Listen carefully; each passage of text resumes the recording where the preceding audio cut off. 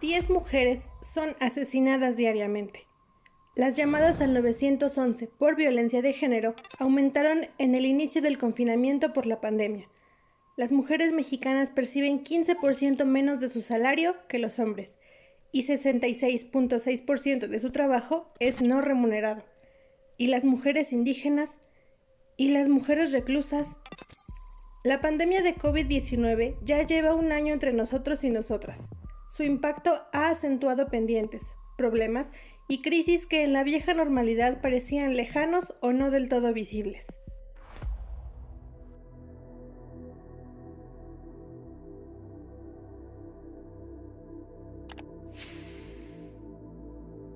El coronavirus nos obligó a permanecer en casa por mucho tiempo, y en algunos casos, esto se tradujo a que miles de mujeres se quedaron encerradas con sus agresores. En 2020, se registraron 260.067 llamadas para denunciar violencia contra la mujer.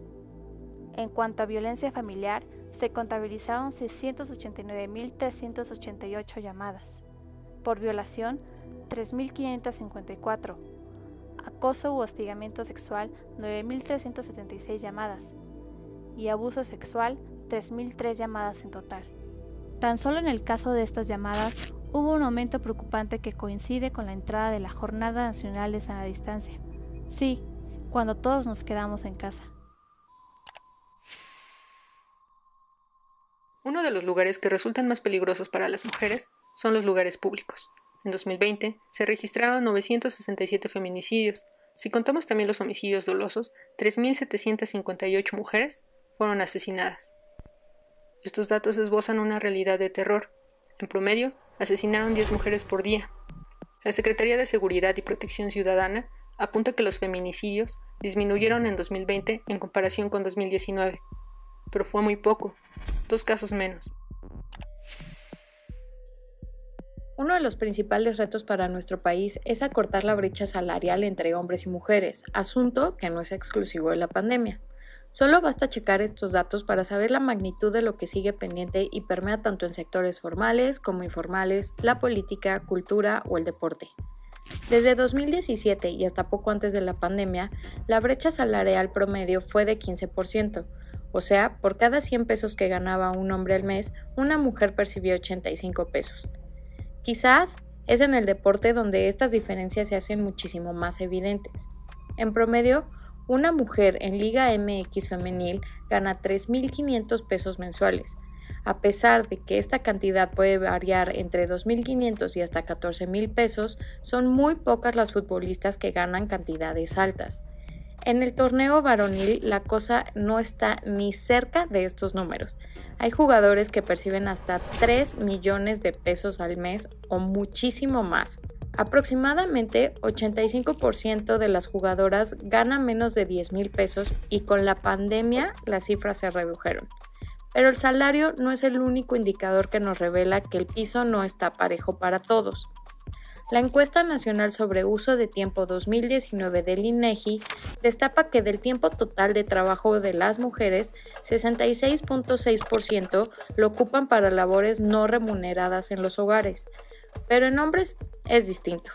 Ellos dedican solo 27.9% del tiempo al trabajo en el hogar, casi el mismo tiempo que los hombres dedican al trabajo para el mercado con un salario.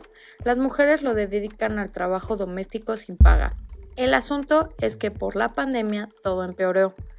Las mujeres y hombres pasan mucho más tiempo en casa, pero la mayoría de los casos son ellas quienes trabajan mucho más en el hogar. Y la lista sigue. ¿Sabías que durante el primer pico de la pandemia en México, los partos naturales disminuyeron considerablemente y las cesáreas se fueron hasta el cielo? En 2020, por primera vez, el número de nacimientos por cesáreas superó el de partos naturales, situación que no está para nada bien.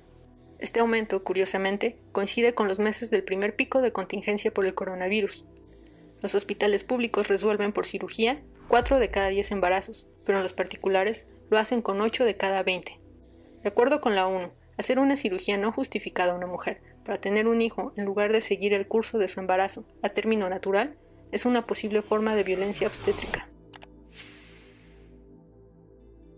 Intentar averiguar cuántas mujeres hay en prisión y en qué condiciones se encuentran es como armar un rompecabezas al que le faltan muchísimas piezas. Según los censos nacionales, la población femenina privada de la libertad apenas representa 5% del total de presos.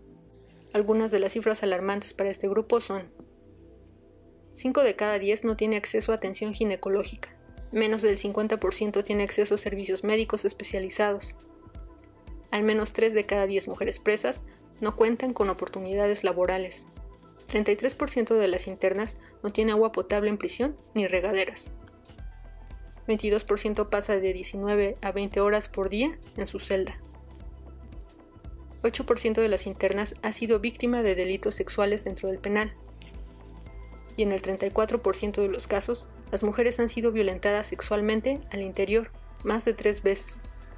Todas estas condiciones, además de la suspensión de las visitas, se agravaron por la pandemia de COVID-19. La pregunta es, ¿una mujer en prisión no tiene los mismos derechos? Si las circunstancias son complicadas para mujeres que viven en zonas urbanas, existe un grupo doblemente vulnerable, y son las mujeres indígenas. Durante la pandemia, se potenciaron las múltiples desigualdades que las comunidades indígenas viven desde hace décadas, y para las mujeres y niñas, sus propias violencias crecieron. En cuanto al trabajo remunerado, de acuerdo con la ONU Mujeres, más del 64% de las mujeres y niñas indígenas realiza actividades no remuneradas, y aquí debemos hacer una aclaración.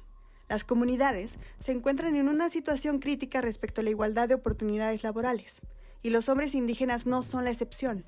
Pero aquí, más del 50% del trabajo de las mujeres no es remunerado, frente a solo 35% de los hombres. Las mujeres indígenas registran un promedio más alto de hijos e hijas nacidas por mujer, que es 3.3 frente al 2.2 de mujeres no hablantes de lenguas indígenas. Especialistas en el tema recomiendan hablar de la violencia contra las mujeres indígenas en plural, es decir, comprendiendo que la discriminación y el racismo potencia las otras violencias contra las mujeres y niñas, y al mismo tiempo las normaliza y las invisibiliza ante las autoridades, el Estado y la misma sociedad.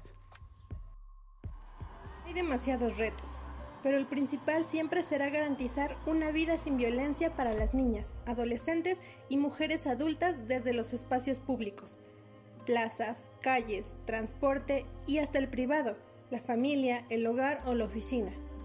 ¿Desde dónde y cómo? Desde las instituciones como garantes de que los derechos no se violentan, hasta los mecanismos para comenzar a borrar o reestructurar el sistema que condiciona el desarrollo de las mujeres. Esto sin importar su condición social, étnica, económica o académica.